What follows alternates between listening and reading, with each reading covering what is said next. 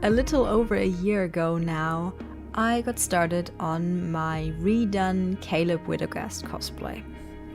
Caleb was actually one of my first ever fully realized cosplay builds way back when I was a beginner cosplayer, so it felt high time to make a new version.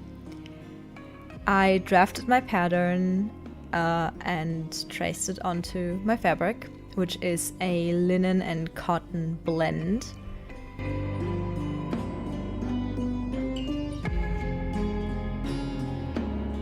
I should say I'm not very good at drafting patterns, and this pattern is actually heavily inspired by Woodsmoke and Words' Mollymawk coat pattern, which they posted when they were making their Mollymawk costume, and it's still up on their Instagram story somewhere, on a story highlight.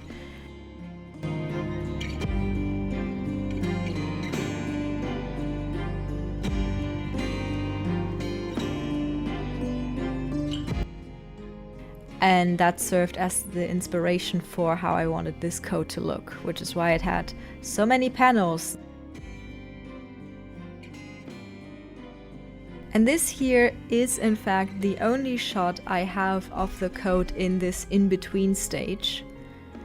By this point, we had reached November of the same year, so we're already looking at a pretty long work period. And this is when I finally made the sleeves. Sleeves are not as intimidating to me anymore as they used to be, but they are still intimidating. They're just not as bad as other things to sew. And then I put it on with the full-length sleeves, and it just kind of felt wrong. And one of the reasons it didn't look right to me was the colors, so I dyed it.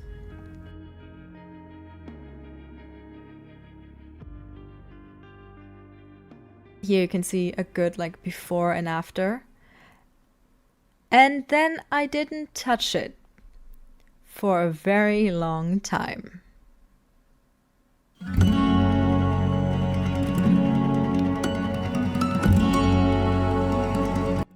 April of this year, I figured, I'm wearing this cosplay at a convention next month. I should probably get to that.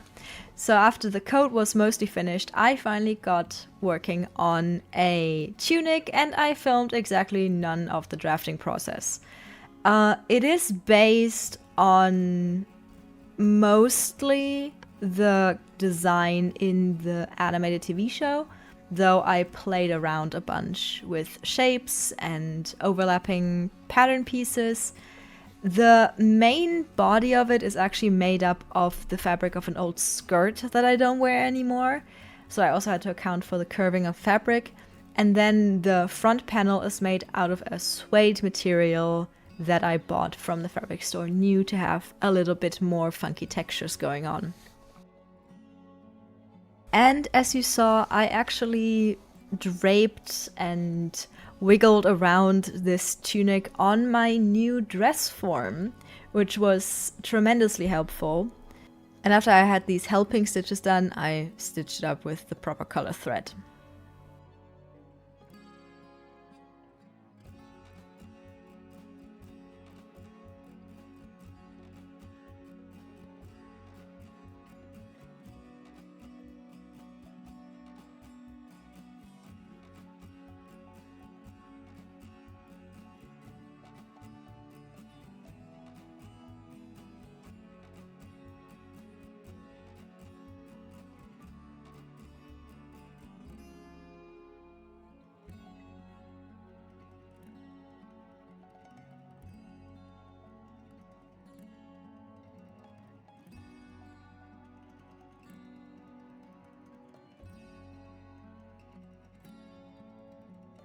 After the main body of the tunic was done, all that needed to be done was adding 5 eyelets on each side, in the front and in the back, to lace this together.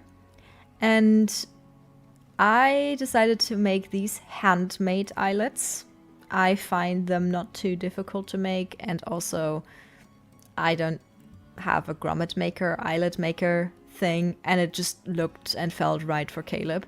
And also these eyelets were actually helping in attaching the velour suede type layer and the cotton layer together.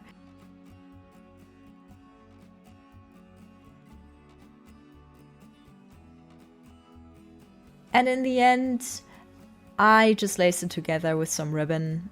It's not quite a color match, but it's good enough, and also I just did not want to make my own cords. There is a limit to what I'm willing to do. And then the last thing that needed to be done on this costume was to make the fur trim on the coat, which was a mess, but at least gave me a reason to break out my brand new, never used lint roller. The excitements of a 25-year-old cosplayer, I guess. As you can see, this is not actually a lined coat, so I just put the fur on all of the parts where it would be visible. And again, my inspiration was the way it looks in the animated show, so I put fur along the lapels, and I just kind of whip stitched it in place. It didn't need to be very pretty on the outside because you weren't going to see it because the lapels are down all the time. And I didn't film this at all because apparently filming this costume is something I was slightly allergic to, but I also added fur on the sleeves. And with that, after over a year, we're done.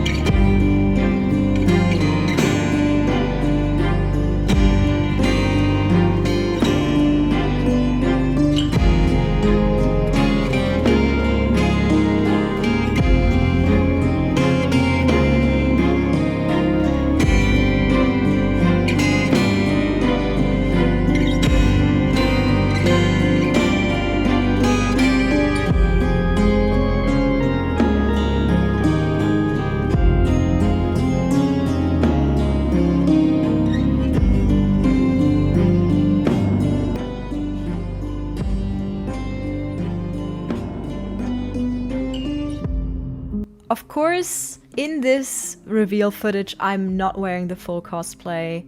I'm not wearing a wig or anything, but that will happen very soon, and you can see that in the upcoming Elfia vlog. So I hope to see you there. Thank you so much for watching.